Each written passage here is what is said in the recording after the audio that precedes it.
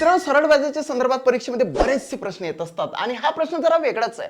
सरळ व्याजाच्या वार्षिक 5% दराने एक रक्कम दुप्पट होण्यासाठी लागणारा कालावधी किती आहे?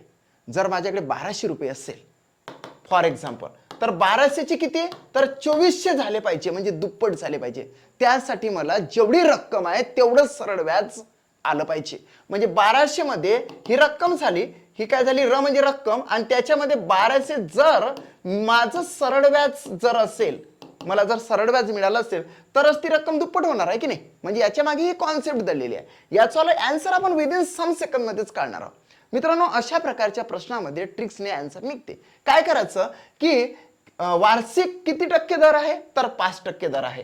हे जे टक्केचं चिन्ह दिसते की नाही तुम्हाला, तर याचे ते दोन जे झिरो दिसते ते असे जवळ लिहिले, आणि हे जर आडवी रेष जर तुम्ही अशी उभी केली तर 100 दिसतात. आपण काय करायचं, बरोबर हेच लक्षात घेऊन याला कट करायचं आणि याच्या डोक्यावर 100 लिहायचे.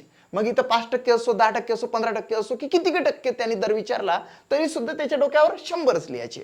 मग काय करायचं की 5 1 5, 5 2 10, म्हणजे 20 वर्ष कालावधी लागतो दुप्पट होण्यासाठी 5% दराने. कुठलीही तुम्ही काय करा की कुठलीही रक्कम घ्या, तिला 5% दराने तिच्यापेक्षा दुप्पट होण्यासाठी 20 वर्ष लागणार आहे.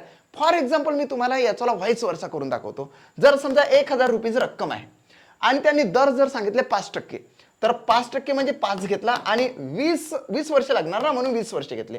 आता आपण काय करतो, जनरली रक्कमेला मागून 2 अंकानंतर पॉईंट देतो, म्हणजे 2 शून्य कटच झाले.